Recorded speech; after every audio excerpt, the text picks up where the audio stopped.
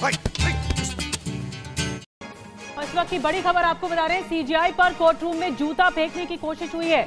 एक वकील ने जूता फेंकने की कोशिश की है चीफ जस्टिस ऑफ इंडिया गवाही पर। ये सब क्या देखना पड़ रहा है?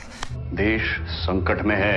मजाक इन द सेंस कि ये कहा कि भाई आप मूर्ति से प्रार्थना करो, जाके आइडल से कहो कि वो अपना सर खुद रिस्टोर कर ले। तो भैया ये वही सनातनी हिंदू हैं जिन्होंने कल सीजेआई गवाही के ऊपर जूता फेंका था, क्योंकि इनका कहना है कि भगवान के भक्त के साथ अभद्रता देखकर मुझे पीड़ा हुई। तब तो लल्लन भैया इस हिसाब से इन्हें इस बीजेपी नेता को कम से कम 3 बार फांसी दिलवानी चाहिए, जिसने विष्णु को बिस्की में डाल दिया था। तो लो भैया, अब तड़कता भड़कता लो, अब बिल्कुल तड़कता भड़कता आ रहा है। विस्की में विष्णु बसे, रम में श्री राम, जिनमें माता जानकी और ठर्रे में हनुमान, सियावल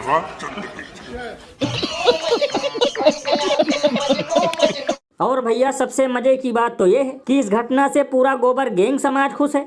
यानी कोई चीफ ऑफ जस्टिस के साथ मनुस्मृति वाला रवैया अपना रहा है, तो कोई कह रहा है इनके साथ कोर्ट में ही नहीं बल्कि सड़क पे भी ऐसा होना चाहिए। लल्लन भैया यही तो इन लोगों का असली चरित्र है, क्योंकि ये आतंकवादी तो पहले से ही चाह रहे थे कि चीफ ऑफ जस्टिस के ऊपर हमला हो। ओ कैमरा महाशय, ईश्वर कर दो कैमरे को। जैसे गवाही साहब को ये भैया पता होता कि मैं विष्णु भगवान पे आस्था पे अगर टिप्पणी कर रहा हूँ, तो बाहर निकलते ही कोई सा मेरे पे भाई कुछ ने कार 10 आदमी घेर लेंगे। 2 अक्टूबर आ रहा है, बोर्ड से आपके बस की नहीं है। गांधी तो बन सकते हो, गांधी तरीके से क्या करते हैं, मुंह पे थूक देते। भाई गवाही के मुंह पे थूकने की क्या सजा आई पीछे? खूब ज्यादा होगी 6 महीने, वही इससे ज्यादा तो कुछ नहीं है ना। ये भी नहीं कर पा रहे हिंदू। उन चाटा पड़ेगा ना कि ये वाला गाल दूसरे गाल में जाकर चपक जाएगा। खूब समझाओ।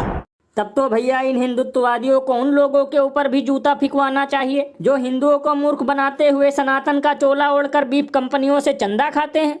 अरे बाप रे, ये तो धोती खोल रहा है। लल्लन भैया कभी कभी तो मुझे लगता है कि इतना तो पाकिस्तान में जिहाद के नाम पर आतंकवाद नहीं पनपता जितना भारत में धर्म के नाम पर आतंकवाद पनप रहा है। यानी यहाँ पोंगा पंडित ये कह सकता है कि राम जी के 5 बाप थे, प्रवचन देने वाला ढोंगी गोबर के गेहूं से बच्चा पैदा करने का ज्ञान पेल सकता है, और यहाँ तक कि ऊंची जाति के नेता हनुमान जी को ठर्रे में घुसा सकते हैं। लेकिन अगर गलती से किसी पिछड़े दलित आदिवासी ने कुछ बोल दिया तो उसे तुरंत गाली और जूता पड़ने लगता है।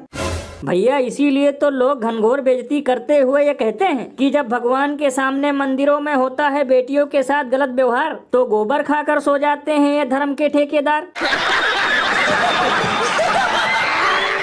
और अभी तो रुको, क्लाइमैक्स अभी बाकी है। और भैया एक कमाल की बात बताऊं, अगर ये कांड कोई मुस्लिम करता तो अब तक वो लंगड़ाते हुए चल रहा होता और उसका घर भी बुलडोजर से ध्वस्त कर दिया जाता।